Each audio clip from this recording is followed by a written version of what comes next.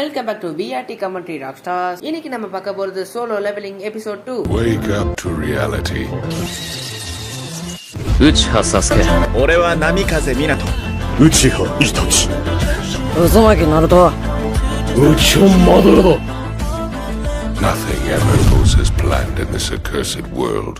Open பண்ண போன எபிசோட்ல அந்த பெரிய சில கண்ணுல நெருப்ப விட்டு எல்லாரும் சாகடிக்க பாத்துச்சுல. நல்ல வேலை கரெக்டான நேரத்துல நம்ம சங்கு சொல்லி எல்லாம் தப்பிச்சிட்டாங்க. ஆனா அதுல ஒருத்த மட்டும் எரிஞ்சு செத்து போயிருவான். எல்லாரும் பயத்துல சும்மா புலம்பிக்கிட்டே இருப்பாங்க, இங்க இருந்து எப்படா தப்பிச்சு போகிறதுன்னு. யாரும் மறுபடியும் அசையாதீங்க, நீங்க மட்டும் அசைஞ்சீங்கன்னா மறுபடியும் அது நம்மள அட்டாக் பண்ணும் அப்படின்னு சாங்கு சொன்னதுக்கு அப்புறம் யாருமே அசையாம அப்படியே ஒரு இடத்துல செல்ல மாட்டிட்டு இருப்பாங்க. சங்கு ஜூஹியை பார்த்தா அவ ரொம்ப பயந்து போயிருக்கா. சங்கு ஜூஹியை எப்படியாவது எழுப்ப ட்ரை பண்ணுவான், ஆனா அவ பயத்துல அப்படியே உறைஞ்ச மாதிரி இருப்பா. சாங்கு எங்களை சரியான எச்சரிக்கை பண்ணதுக்கு ரொம்ப தேங்க்ஸ் பாரு. இப்படி நடக்க போது நீ எப்படி கண்டுபிடிச்ச? நீ ஃபர்ஸ்ட் உணர்ந்துட்டியா? என்ன நடந்ததுன்னு உண்மையை மறைக்காம சொல்லு. இல்ல இதுல மறைக்கிறதுக்கு ஒண்ணும் இல்ல, எனக்கு அதை பார்க்கும்போது என்னமோ ஆபத்து நடக்க போற மாதிரியே தோணுச்சு. ஆமா உங்க கைக்கு என்னாச்சு? சாங்கோட கையில பார்த்தா சாங்கு கையே இருக்காது. ஒரு பக்கம் அந்த நெருப்பு பாதி கையை வெட்டி விட்டுருச்சு சாங்குக்கு. சாங்கு இது ஒண்ணு அவ்வளவு பெரிய விஷயம் எல்லாம் இல்ல, இதை விட பயங்கரமான விஷயத்த நான் எவ்வளவோ பாத்திருக்கேன். அதோட ஒப்பிட்டு பார்க்கும்போது இது ஒண்ணு அவ்வளவு பெரிய பிரச்சனை எல்லாம் இல்ல. உன்னால முடிஞ்ச அந்த ரத்தத்தை ஸ்டாப் பண்ணு. சாங்குக்கு ஒரு கட்டு போடுவான். சாங் என்ன சொல்லுவார்னா, ஜூஹி என்னதான் ஒரு பி ரேங்க் ஹீலரா இருந்தாலும் அவ கொஞ்சம் மென்டலி ரொம்ப வீக் தான். இந்த மாதிரி விஷயத்துல எல்லாம் அவ ரொம்ப பயப்படுவா. அவ என்னதான் ஒரு பி ரேங்க் ஹீலரா இருந்தாலும் அவளை சின்ன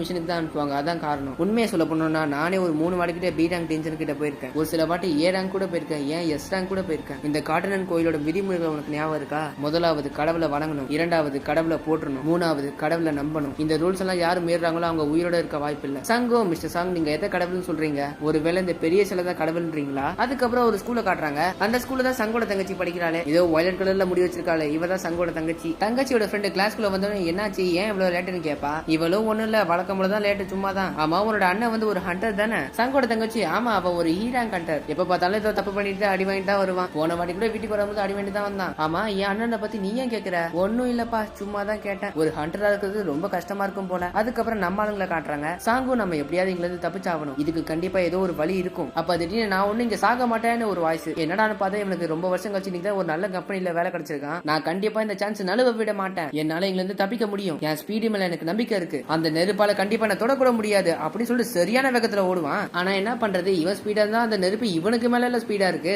ரெண்டே மிச்ச காலு மட்டும் தான் இருக்கும், வேற எல்லாமே காணும். அதை பார்த்து எல்லாருமே அலறடிச்சு கத்துவாங்க. அந்த சிலை நினைச்சா நம்ம எல்லாரையும் ஒரு செகண்ட்ல கொன்னுடும். ஆனா அது ஏன் இப்ப நம்மள கொல்ல மாட்டேங்குது? அது கிட்ட அவ்வளவு சக்தி இருந்தோம், ஏன் நம்மள கொல்லல? பார்த்த உடனே தாக்குற மத்த தீய சக்தியை விட இது ரொம்ப வித்தியாசமா இருக்கு. இது என்னவா இருக்கும் அப்படின்னு சங்கு நினைச்சுக்கிட்டே இருப்பானா. அப்ப சங்கு மிஸ்டர் சாங்க கூப்பிட்டு, மிஸ்டர் சாங் இந்த கோயிலோட முதல் விதிமுறை என்ன? அது என்ன விதிமுறைன்னு இப்ப என்ன சொல்லுங்க. அவரும் முதல் விதிமுறை வந்து கடவுளை வணங்குறதும் பாரு. அப்படின்னா இந்த இடத்துக்கு அதுதான் ரூலா இருக்கும் அப்படின்னு சங்க என்ன பண்ணுவானா, அப்படியே எந்திரிப்பான். சங்குக்கெல்லாம் ஒண்ணுமே புரியல, இவன் என்னதான் பண்றான்னு. உனக்கு உயிரோட இருக்கணும்ன்ற ஆசை இருக்கா இல்லையா? சங்கு மூச்சு வாங்க அப்படியே பதட்டமா அப்படியே தைரியமா எந்திரிப்பான். இவன் நேருக்கு நேரம் அந்த சிலையை பார்த்த உடனே அது சுட வரும். ஆனா சங்கு வந்து பட்டுன்னு குனிஞ்சிருவானா. அது என்ன நெருப்பால சுடுதா இல்லையான்னு பார்த்தா சுடல. அது அப்ப குனிஞ்சா சுடல. அதுக்கப்புறம் சங்கு எல்லாரும் அந்த சிலையை பார்த்து தலை வணங்குங்க, எல்லாரும் அதுக்கு நேரம் தலை குனிங்க ப்ளீஸ். மத்தவங்களுக்கு எல்லாம் ஒண்ணும் புரியல, இவன் ஏன் தலை வணங்க சொல்றான்னு. சங்கு தலை குனிஞ்சு முதல் விதிமுறை என்னன்னா கடவுள் கிட்ட வணங்கணும். நாம அவங்க சொல்ற மாதிரியே பண்ணணும், நம்ம தப்பிக்க வாய்ப்பு இருக்கு. அதுக்கப்புறம் எல்லாரும் அந்த சிலையை நோக்கி தலை குனிவாங்க. எல்லாருமே சொல்ல போனா குனிஞ்சிருவாங்க. ஆனா இப்படி பண்ணா மட்டும் தப்பிச்சிருவோமான்னு அப்படியே யோசிச்சுட்டே இருப்பாங்க. அப்ப திடீர்னு அந்த சிலை ரொம்ப கேவலமா பயங்கரமா சிரிக்கும் பாருங்க. அதை பார்த்து எல்லாருமே பயத்துல உச்சா போற அளவுக்கு ஆயிடுவாங்க. அதுக்கப்புறம் பார்க்க எல்லாமே சரியாயிடுச்சான்னு எந்திரிச்சு பாப்பான். அவன் எந்திரிச்சு பார்த்தா அவனுக்கு ஒண்ணுமே ஆகாது. அப்படின்னா அந்த சிலை சுடுறதை ஸ்டாப் பண்ணிடுச்சு.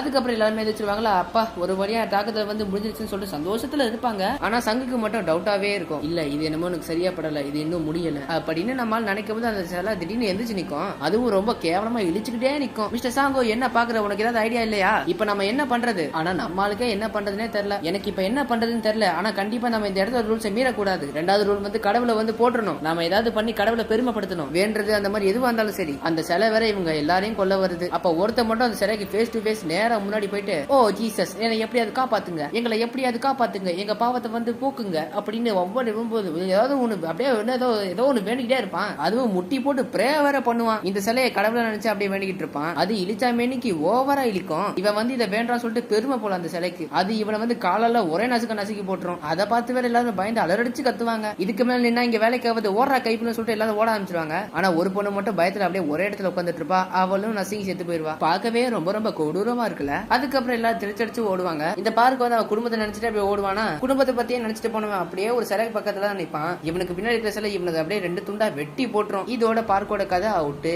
கிண்ண வேற அதை பார்த்துட்டு ரொம்ப கஷ்டப்படுவான். அதுக்கப்புறம் நம்மளால பார்த்தா அவன் ஜூஹியை ஜூஹியை கூட்டிட்டு ஓடிட்டே இருப்பான். கடவுளை போட்டுறணும், கடவுளை பெருமைப்படுத்தணும். ஆனா இதை நான் என்னன்னு சொல்லி பெருமைப்படுத்துவேன்? சொல்ல போனா இது ஒன்னும் கடவுள் இல்ல, இது ஒரு பிசாசு. என்னால ஜூஹியை கூட தனியா விட்டு போக முடியாது. நான் கண்டிப்பா ஏதோ ஒரு வழி கண்டுபிடிச்சே ஆகணும். இன்னொரு பக்கம் பார்த்தா ஒரு சிலை தாறுமாறா போட்டு ஒருத்தவனை கொண்டுட்டு இருக்கும். கையை தனியா காலு தனியான்னு கிடப்பான். அவனை ஒரு வெட்டி பறக்க விட்டுரும். ஆனா இந்த இடத்துல ஒரு சில சிலைங்க கிட்ட மட்டும் மியூசிக்கல் இன்ஸ்ட்ருமெண்ட்ஸா இருக்குமா. அதனால சங்கு எல்லார்கிட்ட என்ன சொல்லுவானா, எல்லாரும் மியூசிக்கல் இன்ஸ்ட்ருமெண்ட் கிட்ட இருக்கிற சிலை கிட்டயா போய் நில்லுங்க அப்படின்னு சங்கு எல்லார்கிட்டையும் சொல்லுவான். மிஸ்டர் சாங்கோ அதை கேட்டுட்டு பிபி வச்சிருக்கிற ஒரு சிலை கிட்ட போய் நிப்பாரு. அவர் அந்த சிலை கிட்ட நின்ன உடனே அந்த சிலை வந்து வாசிக்க ஆரம்பிச்சிடும். என்ன இது, நான் பக்கத்துல வந்தோடனே தானாவே வாசிக்குது. எல்லாரும் கேளுங்க, எல்லாருமே மியூசிக்கல் இன்ஸ்ட்ருமெண்ட் வச்சிருக்கிற சிலை கிட்ட போய் நில்லுங்க, நம்ம யாருக்குமே ஒண்ணும் ஆகாது. அந்த மாதிரி எல்லாரும் ஆளுக்கால ஒரு சிலை கிட்ட போய் நிப்பாங்க. சங்கு ஜூஹி ஒரு சிலை கிட்ட போய் நிப்பாங்க. ஆனா அந்த சிலை வாசிக்கவே வாசிக்காது. எதனாலன்னு பார்த்தா 2 பேர் இருக்காங்களா. சங்கு ஜூஹி அந்த சிலை கிட்ட விட்டுட்டு அவன் வேற சிலையை நோக்கி ஓடுவான். அந்த பெரிய சிலை வேற சங்கு கிட்ட வந்துருச்சு. சங்குக்கு சங்கூத போறாங்கன்னு நினைக்கிறேன். அதுவரை நான் நசுக்கிற மாதிரி ரொம்ப கிட்ட வந்துரும். கிட்டத்தட்ட நசுக்கி இருக்கும். ஜஸ்ட் மிஸ்ல தப்பிச்சு சிலை கிட்ட வந்து நிப்பான். ஆனா தப்பான சிலை கிட்ட வந்து நிப்பான். சங்குக்கு பின்னாடி இருக்க சிலை ஷீல்ட வச்சு இவனை வேற கொல்ல பாக்குமா. அந்த சிலையும் ஷீல்ட் எடுத்து சங்கு மேல ஒரே அடி அடிச்சிடும். ஆஹா, சங்குக்கு சங்கு ஊத்திட்டாங்களோ நினைக்கும் போது ஆனா இல்ல. ஆனா இவ அப்படியே பயங்கர காயத்தோட தப்பிச்சிருவான். ஆனா என்ன, நம்ம பையனால நடக்க முடியல. காலு ரொம்ப டேமேஜ் ஆயிடுச்சு. அந்த பெரிய சிலை வேற கால் எடுத்து நசுக்கிற மாதிரி வந்துருச்சு. நம்ம சங்கோத மியூசிக்கல் இன்ஸ்ட்ருமெண்ட் இருக்கிற சிலை கிட்ட ஜஸ்ட் மிஸ்ல வந்துட்டான். ஆனா அந்த பெரிய சிலை அதுக்குள்ள சங்க போட்டு மிதிச்சிருச்சு. ஆனா திடீர்னு அந்த மியூசிக்கல் இன்ஸ்ட்ருமெண்ட் சிலை பாட ஆரம்பிக்குது.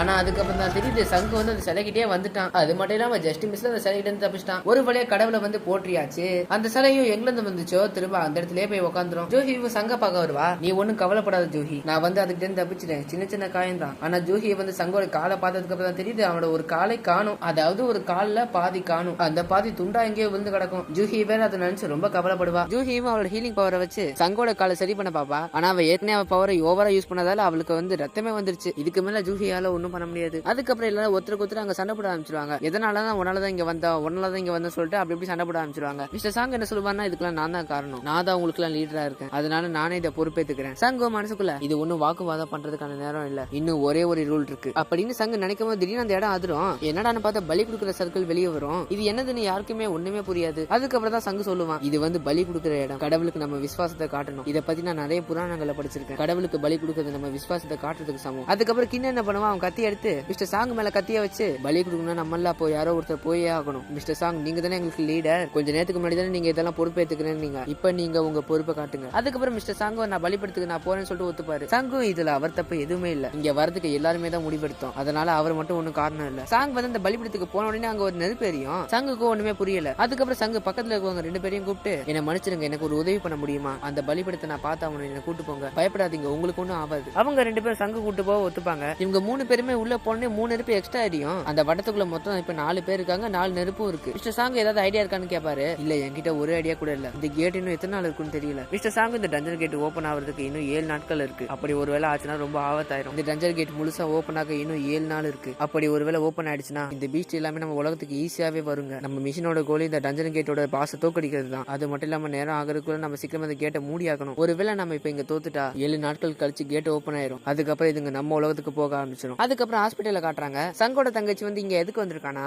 அதாவது இவங்க அம்மா வந்து இங்க வந்து ஒரு பேஷண்டா இருக்காங்க. ஏதோ ஒரு காரணத்தால உடம்பு முடியல போல. சங்கோட தங்கச்சி அவங்க அம்மா கிட்ட பேசிட்டு இருப்பாளா, அதாவது சங்கோட அம்மாவும் தான் இவங்க. ஆனா அவங்க கோமா ஸ்டேஜ்ல இருப்பாங்க. அவங்க கோமா ஸ்டேஜ்ல இருந்து அவங்க தங்கச்சி வந்து இங்க பேசிட்டு இருக்காங்க. அதுக்கப்புறம் சங்கோ கிண்ணையும் ஜூஹிவே அந்த வட்டத்துக்குள்ள வர சொல்லுவான். அதாவது அந்த பலிப்பிடம் வட்டத்துக்குள்ள வர சொல்லுவான். அவங்க 2 பேருமே உள்ள வந்த உடனே 6 சிகப்பு கலர் நெருப்பு எரியும். அதுக்கப்புறம் அதை சுத்தி நீல கலர் நெருப்பு எல்லாம் எரியும். அதுக்கப்புறம் பார்த்தா கதவு ஓபன் ஆயிடுச்சு. ஆஹா, கதவு ஓபன் ஆயிடுச்சு சொல்லிட்டு ஹாப்பியாவும் இருப்பாங்க. ஆனா இது ஒரு டிராப்பா இருக்குமோன்னு கொஞ்சம் சேடாவும் ஆவாங்க. ஆனா டைம் ஆக அந்த நீல கலர் நெருப்பு மட்டும் அப்படியே அணைஞ்சுக்கிட்டே இருக்கும். நெருப்பு வந்து அணைஞ்ச உடனே ஆயுதம் வச்சிருக்கிற சிலையெல்லாம் இருக்கும்ல, அந்த சிலையெல்லாம் இவங்களை வந்து கொல்ல வரும். அதுக்கப்புறம் தான் நம்ம சங்கு ஒண்ணு கண்டுபிடிக்கிறான். ஜூஹி, யாருமே கண்ண மூடாதீங்க, அந்த சிலையவே உத்து பாத்துட்டு இருங்க. அந்த சிலையை உத்து பாத்துக்கிட்டு இருந்தா அது நகராது. எல்லாருமே அந்த சிலையவே பாத்துட்டு இருக்கு. ஆனா அதுல ஒரு பொண்ணு மட்டும் பயங்கரமா பயந்துகிட்டே இருப்பாளா. அவளால பயத்தை தாங்க முடியாம இதுக்கு மேல முடியாது சொல்லிட்டு அப்படியே ஓடிடுவா. அவ அந்த வட்டத்தை விட்டு வெளியே போன உடனே அந்த ஒரு நெருப்பு வந்து ஆஃப் ஆயிரும். ஆனா அவளும் வெளியே தப்பிச்சு போயிட்டா. சங்கோ மனசுக்குள்ள இங்க என்னதான் நடக்குது, நேரம் ஆக அந்த ப்ளூ கலர் நெருப்பு அணைஞ்சுகிட்டே இருக்கு. யாராவது வெளியே போனாங்கன்னா ரெட் கலர் நெருப்பு வந்து அணையுது. முதல் ரூல் வந்து கடவுளை வணங்குறது, 2வது ரூல் வந்து கடவுளை பாராட்டுறது, 3வது ரூல் வந்து நம்ம நம்பிக்கையை நிரூபிக்கிறது. இந்த டோர் கண்டிப்பா ஒரு டிராப்பா தான் இருக்கணும். முதல்ல தப்பிச்சு போற மாதிரி ஆசை காட்டி அவங்க இந்த கேட்டை விட்டு வெளியே போனதுக்கு அப்புறம் அவங்க கொல்ல கூட வாய்ப்பு இருக்கு. இது ஒரு டிராப்பா கூட இருக்கலாம், இது நம்ம பக்தியை சோதிக்கிறதுக்காக கூட இருக்கலாம். அதுக்கப்புறம் இன்னொருத்தவனும் பயமா இருக்குன்னு சொல்லிட்டு அவனும் இந்த இடத்த விட்டு வெளியே போயிருவான். சங்கம், யாரும் போவாதீங்க, இங்க இருந்து யாராவது போனீங்கன்னா உயிரோடவே இருக்க முடியாது. இது எனக்கு தெரிஞ்ச அன்னைக்கும் ஒரு டிராப்பா தான் இருக்கும். நம்ம அசையாம அந்த சிலையவே பார்த்துட்டு இருந்தா நம்ம தப்பிக்க வாய்ப்பு இருக்கு. இந்த ப்ளூ கலர் நெருப்பு வந்து ஒரு டைமர் மாதிரி, அது அணைஞ்சதான் நம்ம தப்பிக்க முடியும். அதுக்கப்புறம் கிண்ணம், நீ வந்து உறுதியா தான் சொல்றியா, ஒருவேளை இந்த ப்ளூ கலர் நெருப்பு எல்லாமே அணைஞ்சு நீ சொன்ன மாதிரி இல்லாம இந்த கதவு மூடிடுச்சுன்னா நம்ம நிரந்தரமா இங்கேயே மாட்டிப்போமா, நீ உறுதியா தான் சொல்றியா அப்படின்னு சொல்லிட்டு அழுதுகிட்டே சங்கு கிட்ட கேட்பாரு. உண்மையை சொல்ல போனா இந்த டீம்ல நீ தான் பலவீனமானு சொன்னா என்னால நம்பவே முடியல. இப்ப நாங்க எல்லாரும் உயிரோட இருக்கணும், அதுக்கு நீ தான் காரணம். ஆனா எனக்காக என் குடும்பம் காத்துக்கிட்டு இருக்கு. நான் கண்டிப்பா என் குடும்பத்துக்காகவா நான் உயிரோட இருந்தே ஆகணும். அதுக்கப்புறம் இன்னும் இந்த இடத்த விட்டு வெளியே போயிருவாரா? சங்கம் அழுதுகிட்டே ஏன் இல்ல இங்க ஏன் அப்படி நடக்குது, நம்ம எப்படியாவது தப்பிச்சாகணும் எப்படி அப்படின்னு அழுதுகிட்டே யோசிச்சுட்டே இருப்பான். அப்ப திடீர்னு மிஸ்டர் சாங்கு, ஜோஹி சங் நீங்க 2 பேரும் வெளியே போங்க, நான் இந்த இடத்துல இருக்கேன். எனக்கு என்ன தோணுதுன்னா நம்ம எல்லாம் யாராவது இங்க ஒருத்தர் இருக்கிற வரைக்கும் அந்த கதை ஓப்பன்ல தான் இருக்கும். நீங்க 2 பேரும் வாழ வேண்டிய வாழ்க்கை இன்னும் நிறைய இருக்கு. அதனால நீங்க 2 பேரும் வெளியே போங்க. ஜோஹி நீ சங்க வந்து எப்படியாவது வெளியே கூட்டு போ. அப்ப திடீர்னு ஜோஹியோட கால் வேலை செய்ய மாட்டேங்குது.